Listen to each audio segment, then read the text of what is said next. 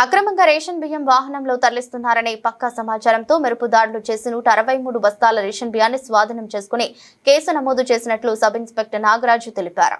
మార్కాపురం జిల్లా కొమరోలులో నేటి తెల్లవారుజామున పోలీసులు రాష్ట్ర ప్రధాన రహదారిలో ఆకస్మిక వాహనాలు తనిఖీలు చేపట్టారు. అక్రమంగా రేషన్ బియ్యం తరలిస్తున్నారని పక్కా సమాచారంతో బ్రాహ్మణపల్లి రాష్ట్ర ప్రధాన రహదారిపై దాడులు చేపట్టారు. వాహనాల తనిఖీలలో భాగంగా మినీ లారీలో అక్రమంగా తరలిస్తున్న రేషన్ బియ్యాన్ని గుర్తించారు. లారీ డ్రైవర్ ను వాహనాన్ని స్టేషన్ కు తరలించి లారీ డ్రైవర్ పై కేసు నమోదు చేసి విచారణ చేపట్టారు. కొమరోలు మండలం నుండి బద్వేలుకు అక్రమ రేషన్ బియ్యం తరలిస్తున్నట్లు వాహనదారుడు విచారణలో తెలిపినట్టు పోలీసులు తెలిపారు. ఇక ఇన్స్పెక్టర్ నాగరాజు మాట్లాడుతూ పేదలకు చెందవలసిన రేషన్ బియ్యాన్ని అక్రమంగా తరలిస్తున్నారని సమాచారం అందిందని, అందులో భాగంగానే దాడులు చేశామని వివరించారు. అనంతరం ఈ కార్యక్రమంలో వీఆర్ఓ పాండు, రెవెన్యూ సిబ్బంది కానిస్టేబుల్ రాజేష్ రెడ్డి, శివరాం, ఇతర పోలీస్ కానిస్టేబుల్, హోంగార్డులు ఉన్నారు.